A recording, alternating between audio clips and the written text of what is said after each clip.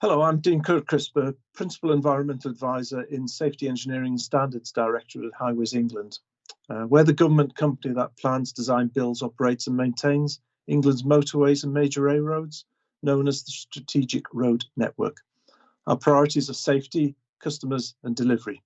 My role involves researching and setting standards for the company across sustainability and design. And within this broad remit is landscape policy, including assessment and design. And in this landscape area, we've agreed a memorandum of understanding between ourselves at Highways England and National Parks England, who I'm pleased are represented here.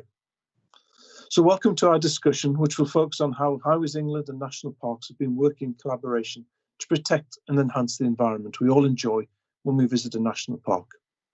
I'd like to introduce our guests. From Highways England, Tina. Hello, Dean. I'm Tina Barrington. I'm the Programme Manager for the Environment and Wellbeing Designated Fund for Highways England. Thanks, Tina. Sarah? Dean, hello, and thank you for having me along. My name's Sarah Fowler. I'm the Chief Executive of the Peak District National Park, the 555 miles of beauty that we look after in the heart of the country. And Richard? Hi there, I'm Richard Leaf and I'm the Chief Executive of Britain's Best Loved National Park, the Lake District. I also, for my sins, lead on transport matters for all of the national parks in England. Thanks, Richard. Tina, can we begin by you telling us what are designated funds? Yes, designated funds are a series of ring-fenced funds awarded to address a range of issues over and above the traditional focus of road investment. So these funds allow us to invest in retrofitting measures to improve the existing road network, as well as maximising opportunities offered by new road schemes to deliver additional improvements at the same time. And there are 4 funds in the Designated Funds Programme for Road Period 2, with £936 million available to invest between them. And the funds are Environment and Wellbeing, Innovation and Modernisation, Users and Communities, and Safety and Congestion. And you're the lead for the Environment and Wellbeing Fund. Can you explain what the objectives are? Yes, the fund sets out to address environmental issues associated with the historic development of the network. So, for example, if decades ago when the road was built, it severed a site of special scientific interest or a heritage site such as a National Trust estate, we will look to put that right now as much as possible by improving the habitats which are already there, or trying to improve habitat connectivity, or simply by better screening and landscaping. But the fund also seeks to embrace opportunities to enhance the environmental performance of the existing road network. So this includes things like upgrading our lighting to LEDs to reduce our carbon footprint, or planting up our verges where appropriate with species-rich grassland, or installing noise mitigation in areas where road noise is problematic. And finally, we want to support delivery of wider societal benefits through our new road schemes. So here we might look beyond the extents of our core road schemes and see how we can work with stakeholders to make environmental improvements across their land and ours. And an example of this would be the award-winning Green Ribs project in Cornwall, which worked with local farmers and landowners to make environmental improvements to the wider landscape and to increase biodiversity. So this was linked with the A30 Carlton Cross to Chiverton Cross major project, but the area which was improved was significantly larger than the extent of the road scheme itself. Sarah, I can see a correlation here with the National Park's Net Zero with Nature agenda. Can you explain more about that? Yes, indeed. In fact, the only thing to have altered about the climate emergency that we're facing since the onset of the COVID pandemic is that it's become more acute. The leaders of the UK national parks view a UK green recovery as being critical to our recovery from COVID-19. And that's a recovery about not just recovering from the impacts of COVID-19, it's also an ecological, societal, environmental recovery to help us respond to the human-driven climate crisis. Now, the UK national parks have come together and are seeking significant funding for what we're calling the Net Zero with Nature programme. We're aiming to secure at least £150 million over 10 years to restore and protect forests, wetlands, meadows and peatlands across the national parks and the surrounding areas around us. Now, this will help us remove and or reduce and store huge amounts of carbon and provide a huge range of other benefits as well. It will help bring benefits for nature. It will help us increase that resilience to climate change, and also provide us with cleaner air, recreation benefits, as well as improving flood risk and also improving water quality. Sarah, along with Tina, I'm looking to support and work with the national parks to try and get funding for 3 of those net zero with nature projects. Can you tell us a little bit more about what those projects are? Dean, yes, and it's great that you and Tina are interested in these because they're fantastic projects. 2 of them are within the South Downs National Park. One around trees for the Downs. It's about working with farmers and landowners and other organisations across the South Downs to plant 5,000 trees within the national park, and to fund trees that are complementary to the habitat that we've got in that national park. The other project in the South Downs is called Bee Lines. It's actually creating new pollination corridors for bees to work through the national park in the chalk downs, particularly in the chalk grasslands that are so iconic of the South Downs. And then the third one is what we lovingly call the Great North Bog. It's the largest of the net zero with nature projects we're looking at, grand scale restoration across 5 national parks: the Lake District, the Peak District, Yorkshire Dales, North York Moors and Northumberland, as well as 3 areas of outstanding national beauty in the Forest of Bowland, Nidderdale and North Pennines. You can see that scale of the restoration ambition we've got there. The peatlands in those 5 areas, we're aiming to restore 300,000 hectares of peatlands in just phase 1, turning the Great North Bog from something that emits carbon to something that's a carbon sink to store our carbon and help support the nation in climate resilience. Tina, how can organisations apply for funding assistance? I understand there's some funding principles to satisfy. Yes, absolutely. Where the parks have an existing relationship with any of our regional teams or the central designated funds team or any of our other colleagues, in fact, we recommend you get in touch with that existing contact and they'll help you to put together a bid and take it to funding approval for you. But if you don't have existing contacts, that doesn't stop you applying. Simply go on our website, read the fund plan, and if you think your idea fits the criteria, complete and submit the expression of interest form you'll find there. That will come through to our central team, and if we're happy it's in line with the criteria, we'll find a local contact to work with you to develop your idea into a bid. But either way, we'll get back in touch with you to let you know what's happening about the proposal. So about the funding principles, we've got a range of those, and I'm just going to give you a flavour of a few of them here now. So proposals need to align with at least one of the aims and objectives of the fund that you're bidding to. We're looking primarily for projects which support our key performance indicators, commitments and obligations to our stakeholders. So we will prioritise projects that contribute towards our KPIs and PIs most effectively. Proposals must demonstrate value for money and where it's measurable, have a minimum benefit cost ratio of at least 1. And for some of our funds, we have an appraisal process which provides a standardised way of demonstrating this, and we'll take you through that and work with you on it. And we want to maximise opportunities for joint funding or partnership with other organisations. So that means that when you're bidding to us for funding, we'll want you to be clear about what contribution you're making to the project too. And all the funding principles are set out in our fund plan. Richard, following on from what Sarah and Tina have said there was a project in the Lake District when designated funds contributed to restoring a trail. Can you tell us what that was?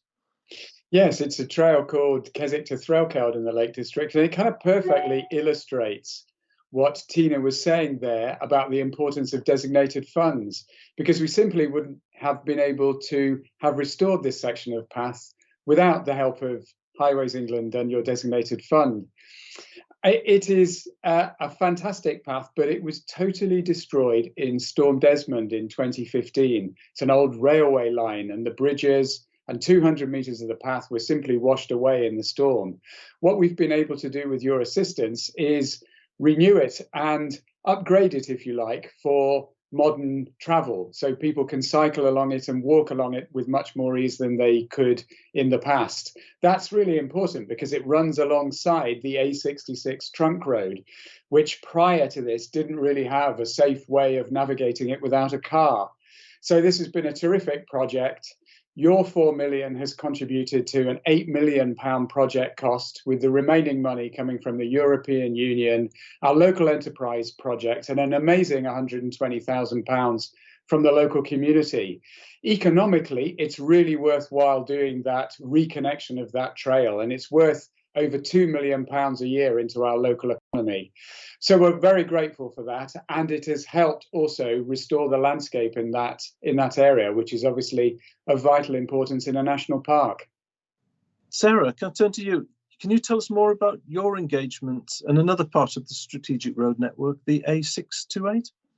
Yes, Dean, the A628 is a trunk road that connects Manchester with Sheffield, just to the north of Sheffield. It runs across the moorlands, the Peak District National Park, runs across the highest bit, northern part of the park. It's actually the highest bit of the park, it's one of our highest roads. So being in that location, that road can get closed for periods of times in the winter due to snow. It also runs beside internationally important habitats and over an area of the national park that we call the natural zone. It is called the natural zone because its landscape beauty is there because it's incredibly remote. And that remoteness is because of its lack of development, and that's what we're there to care for. So in our discussions with Highways England, with Transport for the North, and with Department of Transport, when we're talking with you as partners around your aspirations to improve the safety along that trunk road and improve the sort of ability of cars to get from Manchester to Sheffield, we're highlighting our two core purposes as national parks. One of our purposes is about caring for the landscape, the beauty, the natural heritage and the cultural heritage of the national park. And our second purpose is about promoting opportunities for people to come and enjoy our national parks, to really connect with that beauty and that heritage. So in our conversations, we are really seeking environmental gain from any proposals that are being put forward by Highways England or Transport for the North, not simply mitigation. And for me, that gain is gain against both our purposes, gain in terms of environmental and natural heritage and beauty, but also gain in terms of people being able to stop for a moment in the national park and enjoy it, and not simply whiz from one city to the other. And that our conversations are early doors on that at the moment, but we are welcoming the early conversations with Highways England and partners. Yeah, indeed. I'm glad to hear these conversations are taking place. I think we can all agree that how people travel to national parks matters. We believe in a connected country, but travel can have implications for climate change, for nature recovery, and what future low carbon transport options might be. Richard, turning back to you, I understand that you're developing a strategy for how visitors can travel sustainably around the parks once they arrive? Yes, indeed. And the way people arrive in the national park in the first place is also very important. So we'd encourage all of our visitors, if possible, to use public transport to access the national park and therefore not clog it up with congestion or cause pollution. When they get into the national park, if indeed they do need to arrive in their car, as some will, we try to encourage people to leave their car in one place and move around the park by public transport or by more active transport, cycling or walking, for example. And we have a range of strategies in our parks to enable people to make these choices and move around more sustainably. And Sarah, does the Peak District National Park share this view? We do, Dean. It's something that we're doing in collaboration across a number of national parks. The Landscapes Review that was published back in 2019 that looked at our national parks talked about us working better together in terms of more sustainable transport options. I'm the lead across all the national parks for sustainable tourism. And as Richard has said, actually, people being able to access the national park smoothly is really important in terms of them being able to access in a sustainable way. And what's important to us also is that access also supports a safe home for the communities that live and work in the national park. So we're looking, rather like Richard has said, the whole concept of gateway sites where people could come to the outskirts of the national park via sort of mass transit. Once they get on the outskirts of the national park, how can they enjoy connecting inside into our beauty and our cultural heritage and natural beauty by more sustainable means?